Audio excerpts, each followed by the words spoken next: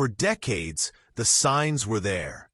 Whispers in radio signals, flickers in satellite feeds, shadows that never match their sources.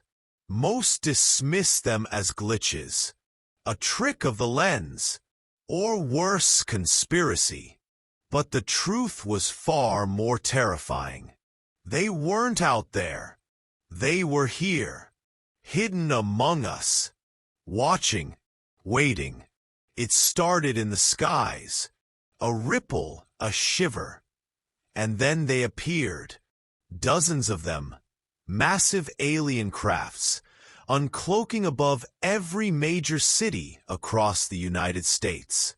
In Washington, D.C., traffic froze, tourists screamed, and the sky turned red. Then came the first beam, white-hot, blinding.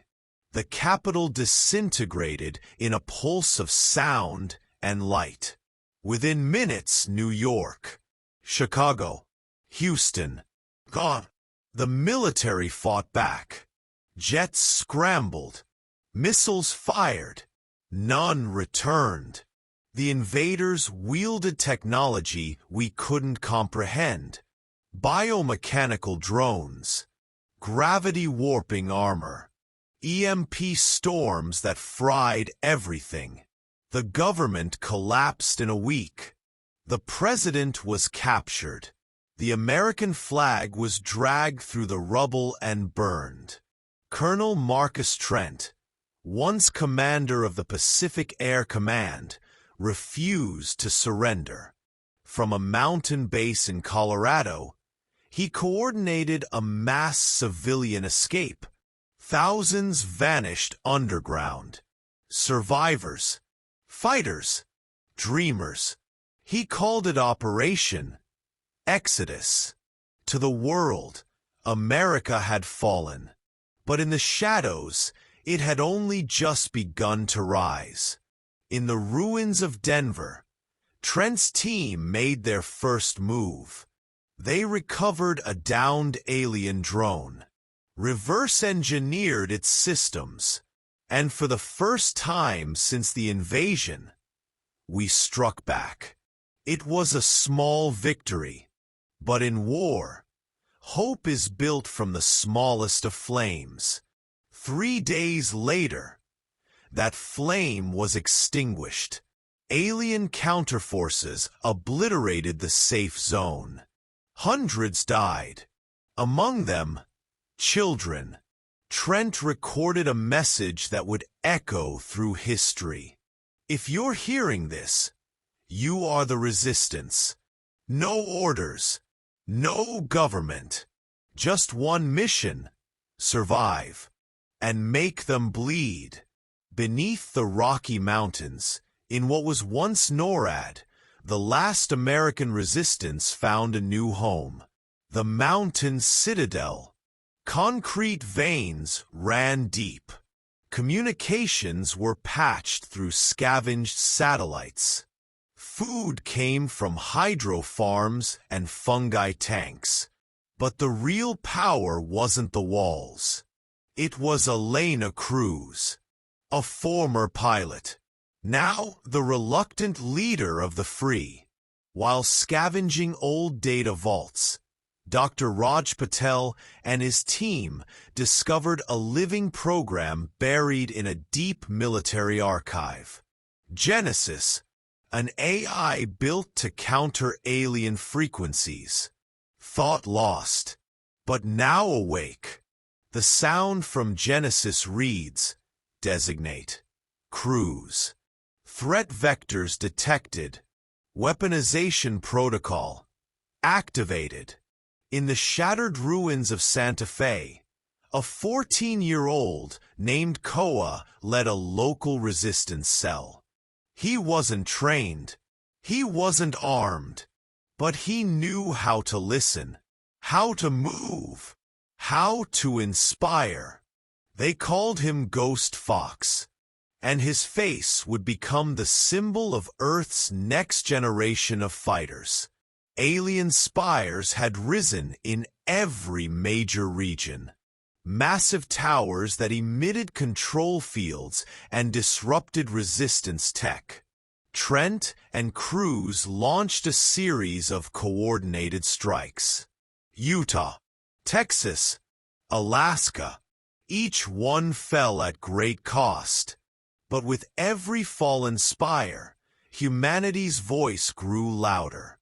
Victory wasn't free. Each spire destroyed triggered an alien purge. Cities erased. Civilian shelters vaporized. Crews watched hundreds die. Her orders, her burden. She said loudly, "We save who we can, and honor who we lose. That's the only way forward." They came into our dreams. The aliens unleashed neural tech, psychic frequencies that bent the human mind. Some saw visions, others heard voices. A few never woke again. But one girl, Ava Lynn, fought back. In her sleep, she rewired the signal, reversed it, the first human to invade an alien mind. And what she saw would change everything. General Halvorsen was once a hero, a decorated tactician who defended Seattle until the final blackout. But now, he knelt before the alien emissary, pledging loyalty in exchange for power and survival. Halvorsen, VO, the humans are already lost. Let me save what's left of them. Under your rule. Betrayal doesn't always wear a mask. Sometimes it wears a medal.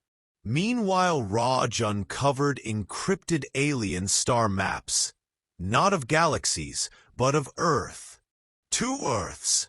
One lost to time.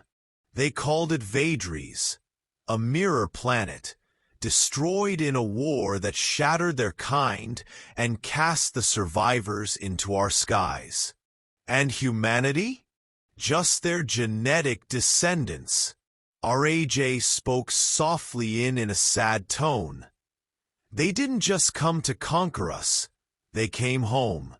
Black Rock was one of the last safe zones, a hidden underground city near Nevada. But it was betrayed, not by aliens, by a human, one of Cruz's own. The enemy hacked the perimeter. Alien drones poured in. Fire, screams, collapse. Only a few made it out alive. And from the ashes, Cruz made a vow and said, "No more safe zones, only battlegrounds."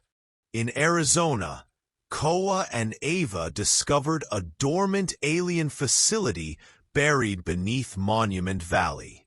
Inside, a library of DNA records dating back thousands of years. Human ancestors. Modified. Monitored. We weren't just being watched. We were being cultivated. Koa said in shock. We're not fighting an invasion. We're rebelling against our creators. Across the globe, children like Ava began showing signs of change.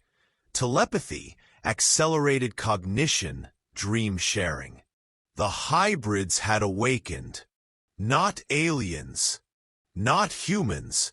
Something new. A bridge between worlds. And for the first time, the aliens hesitated. Do you think America can survive an alien invasion? Subscribe, and comment.